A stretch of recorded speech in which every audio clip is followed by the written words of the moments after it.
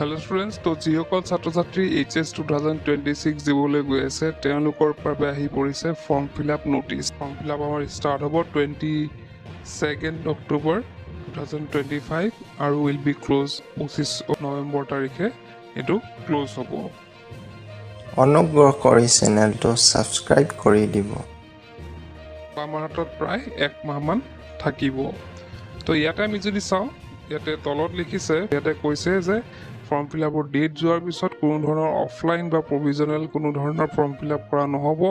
গতিকে যদিহে এই সময়খিনিত ফৰ্ম ফিলআপ কৰা নহয় তেন্তে তেওঁ আৰু ফাইনেল এক্সামত বহিব নোৱাৰিব। ইয়াতে দিছে যে যিসকল ছাত্ৰ ছাত্ৰীৰ পেৰেণ্টছৰ ইনকাম 2 লাখতকৈ তলত হয় তেওঁলোকক, যদিহে তেওঁ প্ৰাইভেট কলেজ বা স্কুলত পঢ়ি আছে তেনে ক্ষেত্ৰত কিন্তু তেওঁ ফিজ দিব লাগিব। যদিহে গভৰ্ণমেণ্ট হওক বা ভেঞ্চাৰ স্কুল হওক বা প্ৰভিজনেলাইজড হওক বা বেলেগ গভৰ্ণমেণ্ট কলেজ হওক, তাত যদি পঢ়ি আছে তেতিয়াহ'লে তেওঁলোকে ফিজটো নিদিলেও চলিব। তেওঁলোকে জাষ্ট তেওঁলোকৰ পেৰেণ্টছৰ ইনকাম চাৰ্টিফিকেটটো দেখাব লাগিব। ৰেগুলাৰ মানে যিসকলে ৰেগুলাৰ পঢ়ি আছে তেওঁলোকৰ কথা কৈছে।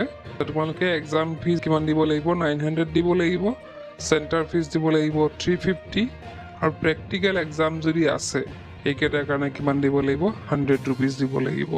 Total 1250 rupees। আৰু যদি তোমালোকৰ প্ৰেক্টিকেল আছে তাৰ কাৰণে তোমালোকে 100 rupees এক্সট্ৰাকৈ দিব লাগিব। কিছুমান প্ৰাইভেট ষ্টুডেণ্ট থাকে যিসকলে মানে হায়াৰ ছেকেণ্ডেৰী দিয়ে, তেওঁলোকৰ কাৰণে এক্সাম ফিজ হ'ব 1200 টকা, চেণ্টাৰ ফিজ থাকিব 350 আৰু প্ৰেক্টিকেল এক্সাম থাকিব 100 rupees। কম্পাৰ্টমেণ্টেল দিয়াসকলৰ কাৰণে 750, 350 আৰু 100।